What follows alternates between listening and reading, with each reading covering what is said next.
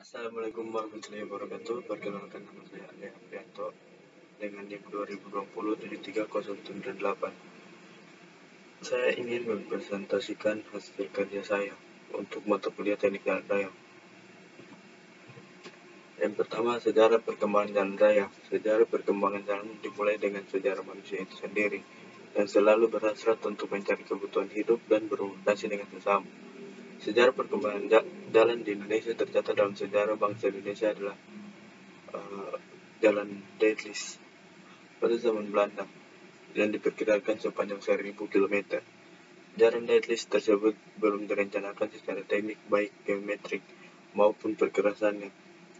Pada abad 18, para ahli dari Perancis, Skotlandia menemukan bentuk perkerasan yang sebagian sampai saat ini umum digunakan di Indonesia, yaitu konstruksi perkerasan baru belah atau Telford, konstruksi perkerasan macadam. Pada tahun 1970, secara umum perkembangan konstruksi perkerasan di Indonesia mulai berkembang pada sejak tahun 1970. Dan tahun 1828, konstruksi perkerasan menggunakan semen ditemukan pada tahun 1828 di London. Dan tahun 1980, sedangkan perencanaan geometrik jalan baru dikenal pertengahan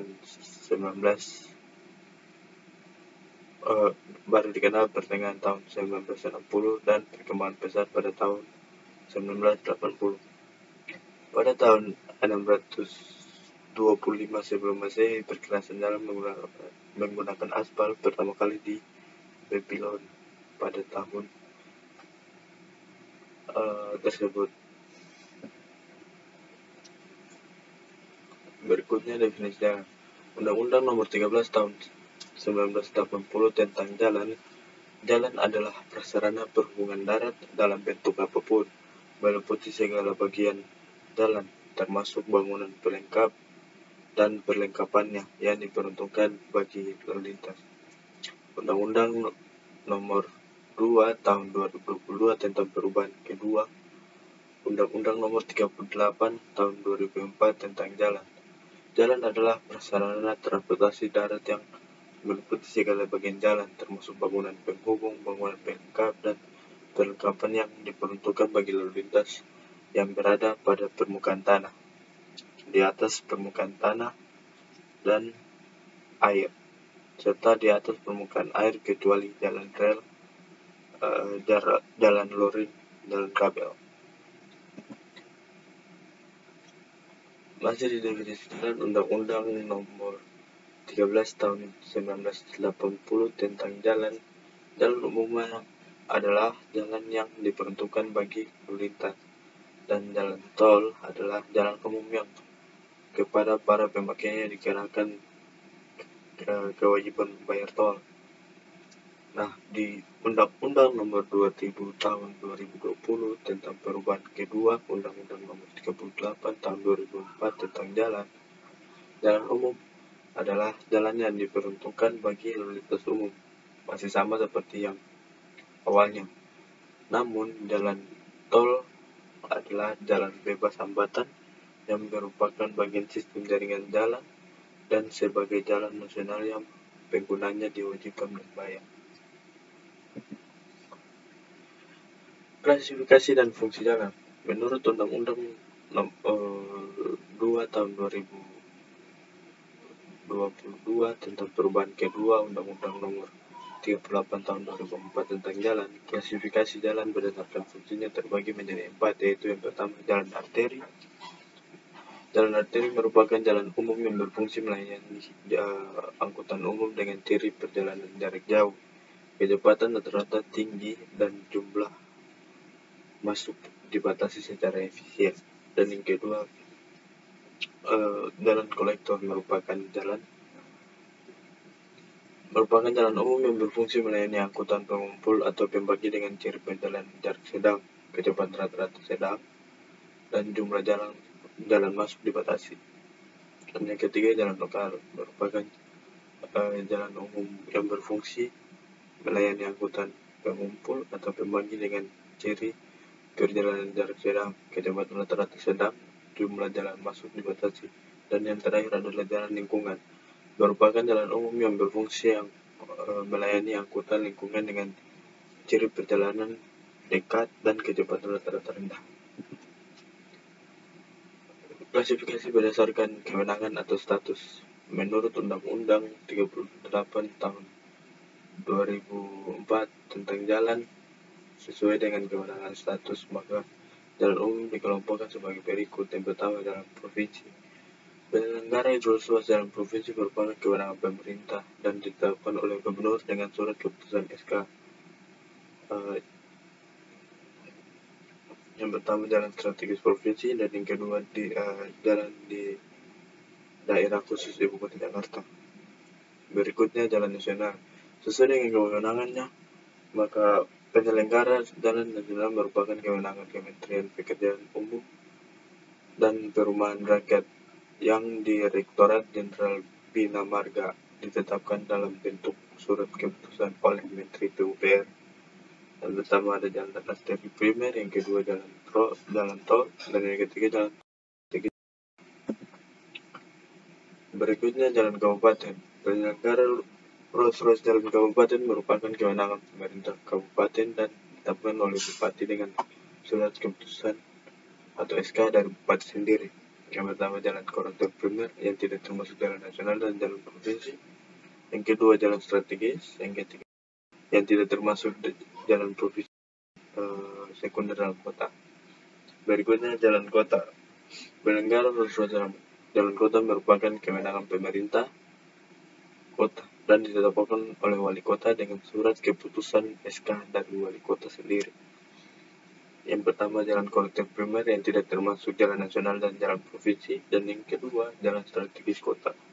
Berikutnya yang terakhir, jalan desa. Jalan desa adalah jalan yang lingkungan primer dan jalan lokal primer yang tidak termasuk jalan kabupaten dalam kawasan pedesaan dan merupakan jalan umum yang menghubungkan kawasan atau antar pemukiman dalam desa. Karakteristik jalan. Karakteristik suatu jalan akan sangat mempengaruhi kapasitas dan kinerja suatu jalan. Jalan atau jalan raya atau daerah milik jalan meliputi badan jalan, trotoar, drainase, dan seluruh perlengkapan jalan yang terkait seperti rambu lalu lintas, penerangan, dan lainnya. Penampang melintang jalan. Penampang melintang jalan adalah potongan melintang tegap lurus sumbu jalan yang menggambarkan bentuk serta susunan bagian jalan. Bagian-bagian jalan yang pertama itu adalah bagian yang langsung berguna untuk lalu lintas. Bagian yang berguna untuk lalu lintas adalah jalur lalu lintas, bawah jalan, trotoar, dan median. Bagian yang berguna untuk drainase jalan yaitu saluran samping, kemiringan melintang jalur lalu lintas, kemiringan melintang bahu, dan kemiringan lereng. Bagian pelengkap jalan yaitu kerep, pengaman tepi. Bagian konstruksi jalan yaitu lapisan permukaan, lapisan pondasi atas, lapisan pondasi bawah, dan lapisan tanah dasar. Bagian yang berguna untuk lalu lintas dalam bentuk median yaitu pertama median, yaitu median rendah dari perkerasan yang juga dapat berfungsi sebagai drainase samping dan cukup lebar. Yang kedua adalah elevated atau raised median, yaitu median yang dibentuk mempunyai elevasi tinggi dari permukaan jalan dan biasanya agak sempit. Dan yang terakhir adalah flaccid jalan, yaitu median yang dibentuk dengan tinggi permukaannya setinggi permukaan perkerasan. Berikutnya bagian yang berguna untuk drainase jalan yaitu bahu jalan adalah jalur yang terletak di tepi jalur lalu lintas. Bahu jalan mempunyai kemiringan untuk keperluan pengairan air dari permukaan jalan dan juga untuk memperkokoh konstruksi kemiringan bahu jalan normal 3% sampai 5%. Berikutnya kemiringan bahu. Kemiringan melintang bahu seperti halnya pada lapis permukaan yang berfungsi menyalurkan air dari permukaan jalan, mempunyai kemiringan yang cukup dan tergantung pada tipe jenis perkerasan yang ada tidaknya kerek. Yang terakhir, drainase. Perlengkapan drainase merupakan bagian yang sangat penting dari suatu jalan seperti saluran lentang jalan. Drainase harus membebaskan pengaruh buruk akibat air terhadap konstruksinya. Tahapan pelaksanaan proyek yang pertama adalah tahapan perencanaan atau planning, yang kedua tahap studi kelayakan, yang ketiga tahap perencanaan atau desain, yang keempat adalah tahap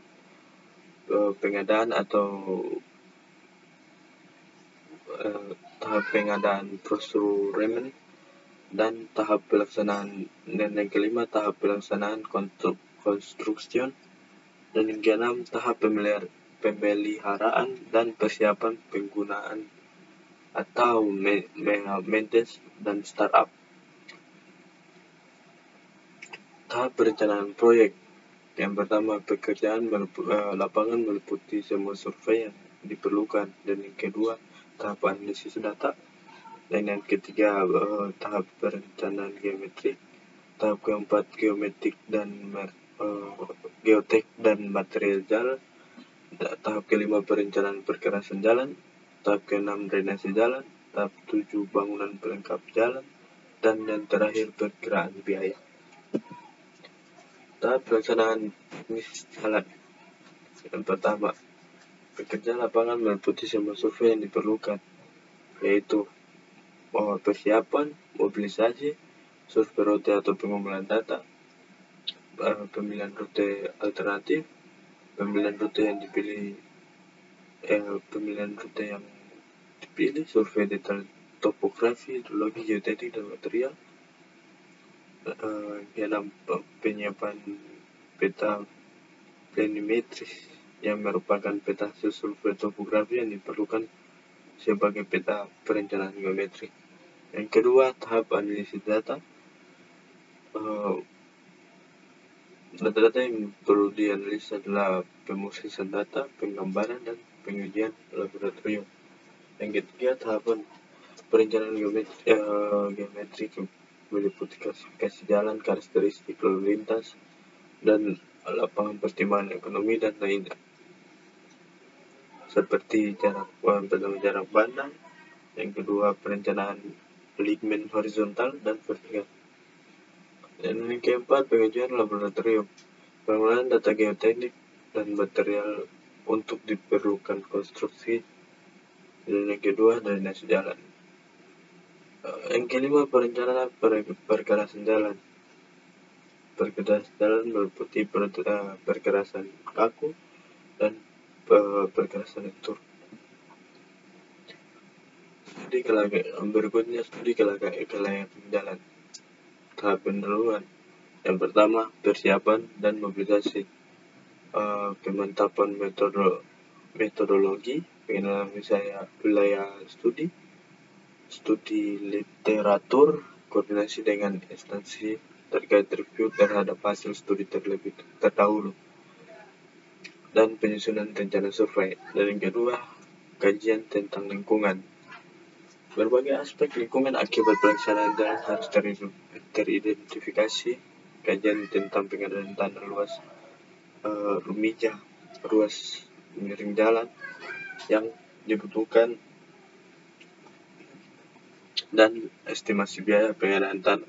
Yang keempat, kajian tentang kebijakan dan tata ruang terkait penilaian kesesuaian lahan atau tanah dengan tata guna lahan. Dan yang kelima, tahap pengumpulan data, diperlukan survei primer dan sekunder. Berikutnya, tahap antara. Yang pertama, analisis perkiraan pertumbuhan pergerakan dan lalu lintas. Yang kedua, identifikasi dan pengkajian alternatif rute atau trase. Dan yang ketiga, pemilihan rute atau trase optimum. Dan yang terakhir, rute atau trace yang terpilih. Berikutnya tahap akhir. Yang pertama survei detail, yang kedua pembuatan pra rencana teknik, yang ketiga estimasi kebutuhan biaya, yang keempat analisa kelayakan. Peta kontur, karena garis kontur merupakan representasi dari ketinggian suatu lokasi antara lokasi. Jarak antara menjadi representasi perbedaan ketinggian dan jarak suatu lokasi seperti gambar di bawah. Semakin dekat jarak antar garis, semakin terjal daerah tersebut. Semakin jauh jarak antara dua titik ketinggian, semakin landai lereng yang ada pada daerah tersebut. Hal ini juga berlaku sebaliknya. Ketika jarak antar dua titik ketinggian dekat, maka semakin curam lereng yang ada di pada daerah tersebut. Garis kontur akan selalu menutup dengan garis yang memiliki nilai ketinggian sama. Tidak mungkin garis terhenti tiba-tiba pada suatu ujung, kecuali jika garis tersebut keluar dari area peta. Garis kontur akan menutup dengan garis yang memiliki nilai ketinggian sama. Tidak mungkin berhenti tiba-tiba pada suatu ujung kecuali garis tersebut keluar dari area peta. Survei trace jalan. Untuk meningkatkan kapasitas yang berkualitas dengan sistem transportasi secara keseluruhan dari jaringan jalan, kemungkinan kondisi yang akan dihadapi dalam hal planning, programming, and budgeting dalam pekerjaan pemeliharaan preservasi jalan dan jembatan belum mampu menjawab tuntutan peningkatan kapasitas kualitas yang dimaksud. Untuk mengatasi hal ini perlu penanganan berikut. Yang pertama, melakukan pelebaran jalan yang ada menjadi 4 jalur terpisah. Bisa berupa pelebaran jalan lama atau memilih alignment baru. Dan yang kedua, memperbaiki manajemen lalu lintas perkotaan untuk meningkatkan kapasitas jaringan jalan. Yang ketiga, membuat bypass di daerah perkotaan.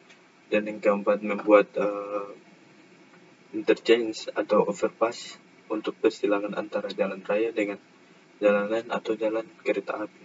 Dan yang terakhir, membuat interchange atau overpass untuk persilangan antara jalan raya dengan jalan lain atau jalan kereta api.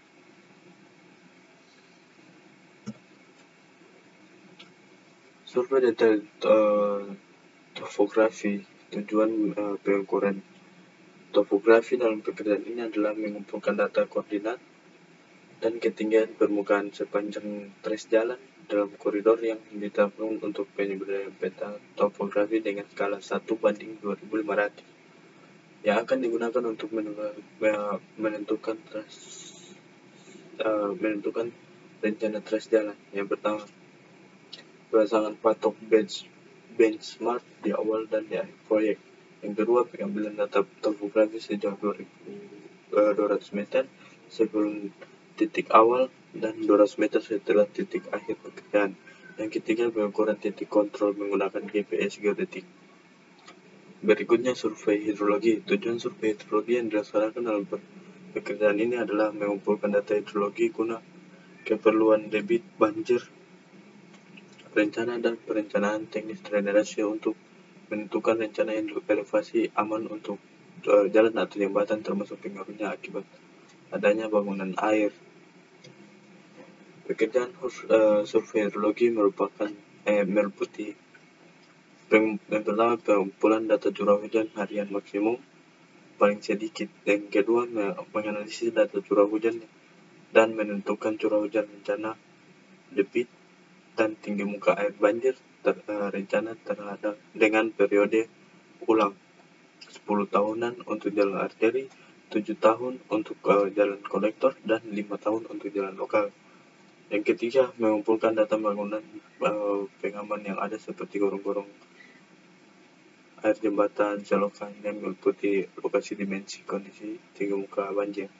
Dan yang terakhir, menganalisis pola aliran air pada daerah lokasi pekerjaan untuk memberikan masukan dalam proses perencanaan.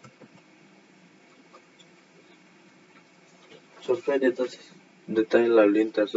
Tujuan survei lalu lintas diperlukan untuk mengetahui jumlah kendaraan yang melewati suatu titik pada jalan persatuan waktu. Ditanyakan dalam kendaraan per jam atau LHR, dan komposisi kendaraan yang melintas. Prasyaratnya adalah yang pertama, standar pengambilan dan perhitungan data harus mengacu pada buku manual desain perkerasan jalan, buku manual kapasitas jalan Indonesia atau MKJI. Dan yang kedua, pedoman survei persyaratan lalu lintas dengan cara manual PTT 19/2004B atau pedoman yang disyaratkan. Yang ketiga, manual desain perkerasan 2017. Berikutnya ada survei detail geoteknik. Tujuan utama dari penyelidikan geoteknik adalah memberikan pengetahuan mengenai tanah bawah di sekitar lokasi proyek kepada perencana dan memberikan informasi yang cukup mengenai material yang ada serta kondisi yang akan dihadapi lapangan secara umum. Data yang hasil survei geoteknik yang pertama adalah data pemetaan penyebaran tanah atau batuan dasar termasuk kisaran tebal tanah pelapukan. Yang kedua, informasi tentang stabilitas badan jalan jika kita memilih lokasi yang dimaksud untuk dijadikan badan jalan. Yang ketiga, jenis dan karakteristik bahan jalan. Yang terakhir adalah identifikasi lokasi sumber bahan jalan termasuk perkiraan kuantitasnya. Penentuan trase jalan. Penentuan trase jalan yang telah dipilih setelah mempertimbangkan seluruh aspek yang dijelaskan di depan, yaitu topografi, geologi, teknik hidrologi, dan pengelolaan atau mitigasi dampak lingkungan, kemudian dituangkan ke dalam gambar rencana alignment horizontal dan alignment vertikal. Penentuan trase jalan harus tetap mengacu pada standar geometrik yang digunakan, yaitu tata cara perencanaan geometrik jalan antar kota nomor 038 TBM 1997 dan standar perencanaan geometrik jalan perkotaan Maret 1992. Dalam sebuah penentuan trase jalan harus dipertimbangkan aspek keselamatan pengguna jalan, baik selama pelaksanaan pekerjaan konstruksi maupun saat pengoperasian jalan. Dengan demikian harus dijamin bahwa semua elemen geometrik yang direncanakan memenuhi persyaratan ditetapkan dalam standar geometrik jalan dan sesuai dengan kondisi lingkungan setempat. Masalah-masalah umum dalam perencanaan jalan. Yang pertama adalah ruang milik jalan. Bagian A, kondisi lingkungan di mana lokasi tersebut berada mempengaruhi perkerasan jalan dan tanah. Seperti itu, tanah seperti sifat konstruksi yang pelapukan dan faktor utama adalah air. Bagian B adalah aliran air dengan air di sekitar badan jalan yang mengakibatkan rembesan air ke badan jalan. Yang kedua, alignment horizontal dan vertikal dengan material tanah dan batuan di mana akan dilakukan pekerjaan kajian atau timbunan pada konstruksi jalan, menggambarkan utama masalah ekonomis proyek dalam pemilihan alignment horizontal dan vertikal. Masalah tersebut akan sangat mempengaruhi pertimbangan seorang perencana karena hal-hal berikut. Yang pertama adalah apakah pekerjaan galian atau penggantian material yang tidak sesuai atau dilakukan khusus terhadap tanah dasar. Dan yang kedua adalah apakah tanah dasar akan sanggup memikul beban rencana timbunan, struktur jalan dan lalu lintas tanpa terjadi penurunan dan keruntuhan geser. Yang ketiga, apakah terdapat material-material yang akan membutuhkan usaha dan biaya besar untuk pekerjaan galian, atau apakah hasil galian tersebut tidak sesuai untuk bahan timbunan. Apakah penyusunan tersebut alinyemen horizontal dan vertikal dapat dilakukan dan dapat tetap memenuhi kriteria atau persyaratan teknis. Yang ketiga adalah fondasi. Masalah fondasi sangat terkait dengan sifat karakteristik beban deformasi dari material tanah yang akibat beban bangunan box, kulver, dinding pada penahan dan timbunan. Hal tersebut menjadi penting untuk pemahaman praktis dalam menentukan jenis fondasi yang akan digunakan seperti tiang atau telapak tahanan. Perencanaan untuk jenis-jenis tiang pada perilaku dan distribusi tegangan di bawah timbunan dan struktur telapak dan rentan penurunan yang diinginkan pada suatu bangunan dan permukaan berkeras. Dan yang keempat adalah galian. Masalah yang ditemukan dari pekerjaan galian adalah material, yaitu apakah material hasil galian sesuai dengan digunakan pada pekerjaan proyek, yaitu untuk material timbunan, base material, riprap stone, agregat halus, agregat kasar, dan lain-lain. Dan yang kedua, berapa besar kan usaha untuk pekerja galian dapat pemindahan hasil galian tersebut. Berdasarkan hal tersebut, maka pengguna alat berat dapat dipilih secara efektif atau dapat dipilih jenis alat berat yang dapat mengatasi masalah tersebut. Masalah penting lain yaitu penentuan kemiringan atau slope dari galian yang aman dan faktor yang berkaitan dengan kembang susut daripada pekerjaan galian. Penampang melintang jalan. Sukradia yang pertama adalah sukradia atau tanah pada daerah galian seringkali dapat mengaktifkan perlunya tambahan ketebalan material subbase untuk membuat landasan yang stabil agar dapat dilalui alat-alat berat. Jika terdapat sumber mata air atau kondisi aliran yang dapat merusak stabilitas penampang jalan, maka saluran sisi dalam atau deep slate ditch khusus atau pipa under drain akan sangat diperlukan. Yang kedua, kemiringan lereng. Yang terakhir, kemiringan lereng galian pada luasan tertentu akan tergantung pada sifat dasar atau yang ditemui dan faktor-faktor seperti ketahanan terhadap erosi, permeabilitas, dan kuat geser. Berikutnya adalah material konstruksi. Yang pertama, biaya dari variasi material konstruksi adalah berbanding lurus dengan jarak yang harus ditempuh untuk mengantarkan material tersebut dan sumbernya ke lokasi pekerjaan. Dan berikutnya yang kedua, maka sangat penting untuk mencari kemungkinan lokasi quarry yang berkaitan dengan lokasi proyek. Kebutuhan material-material seperti pasir, batu kerikil yang digunakan sebagai base course atau subbase atau sebagai base course, subbase, backfill material, struktur timbunan air, batuan riprap, dan timbunan batu dengan memanfaatkan material setempat. Makanya biaya transportasi untuk kebutuhan material akan dapat dikurangi. Yang terakhir adalah perencanaan perkerasan jalan. Aspal beton atau aspal konkrit atau AC yang disebut dengan juga dengan lapisan aspal beton merupakan lapisan permukaan struktural fondasi yang memiliki kekakuan yang tinggi dan kuat terhadap beban berat, lebih kaku dibandingkan dengan HRS dan SMA, dan membutuhkan lapisan di bawahnya yang kuat dan stabil. Aspal beton terdiri dari 3 lapisan, yaitu yang pertama aspal konkrit wearing cross atau ACWC. Ceritanya merupakan lapisan perkerasan yang terletak paling atas dan berfungsi sebagai lapisan aus. ACWC mempunyai tekstur yang paling halus dibandingkan dengan jenis blaston lainnya. Yang kedua adalah aspal konkrit binder course atau ACBC.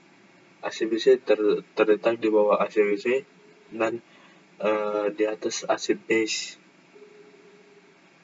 ACBC harus mempunyai ketebalan dan kekakuan yang cukup untuk mengurangi tegangan atau renggangan akibat beban lalu lintas yang akan diteruskan ke lapisan di bawahnya, yaitu base dan subgrade atau tanah dasar. Dan yang terakhir adalah aspal konkrit base atau AC base.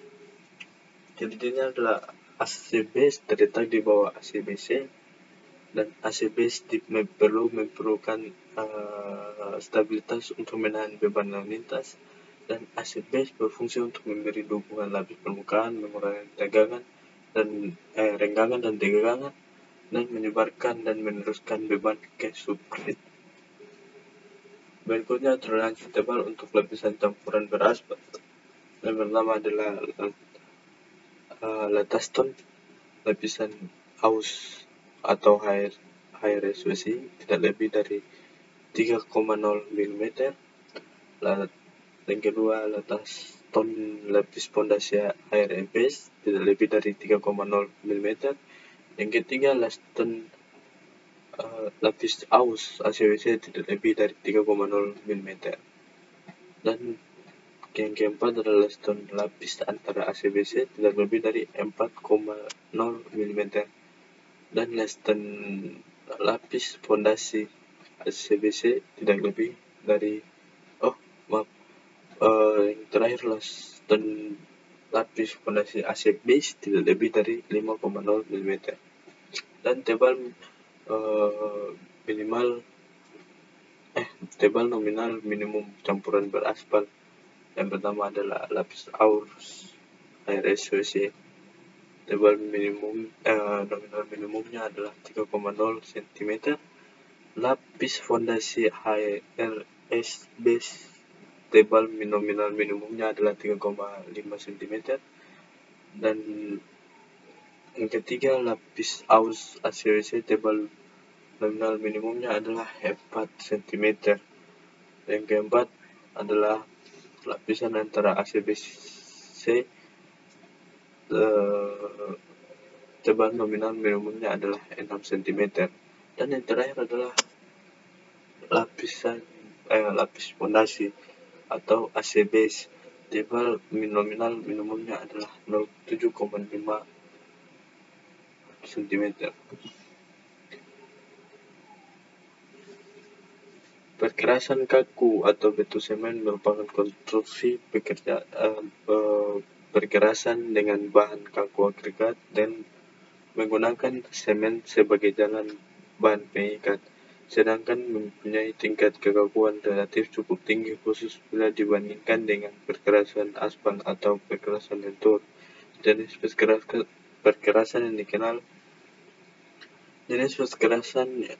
kaku dikenal ada 5, yaitu pertama, perkerasan kaku bersambung tanpa tulangan atau jointed unreinforced atau plain concrete pavement.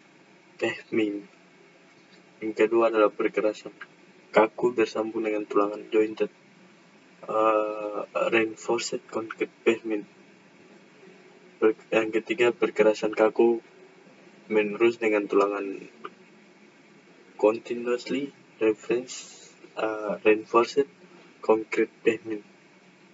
Yang keempat, perkerasan beton prategang atau pre-stressed concrete pavement. Dan yang kelima adalah perkerasan beton semen pracetak dengan maupun tanpa prategang. Dan yang harus memenuhi kriteria berikut. Yang pertama, menjamin tercapainya tingkat layanan jalan sesuai umur rencana. Yang kedua, merupakan discounted life cycle cost yang rendah. Yang ketiga, mempertimbangkan kemudahan pelaksanaan dan pemeliharaan. Yang keempat, menggunakan material secara efisien dan memanfaatkan material lokal semaksimal mungkin. Yang kelima, mempertimbangkan faktor keselamatan jalan, dan yang terakhir, mempertimbangkan kelestarian lingkungan. Perencanaan pergerakan jalan. Berikut adalah perencanaan pergerakan jalan, lapis fondasi atau soil cement. Maaf. Soil cement dapat digunakan di daerah dengan keterbatasan material berbutih atau kerikil, atau jika biaya stabilitas tanah lebih menguntungkan, batasan tebal lapisan yang diuraikan dalam bagan desain dan batasan kadar semen yang diperlukan untuk membatasi retak. Dan berikutnya adalah jenis penanganan atau pada pelebaran. Pelebaran jalan harus dilakukan dijadwalkan bersamaan dengan pengenalan konstruksi atau overlay. Jenis pergerakan pada umumnya sama dengan pergerakan existing. Pergerakan kaku dapat dibuat berdekatan dengan pergerakan lentur di atas tanah biasa, namun tidak pergerakan di atas tanah lunak. Baik, itu saya mungkin presentasi dari hasil kerja saya untuk materi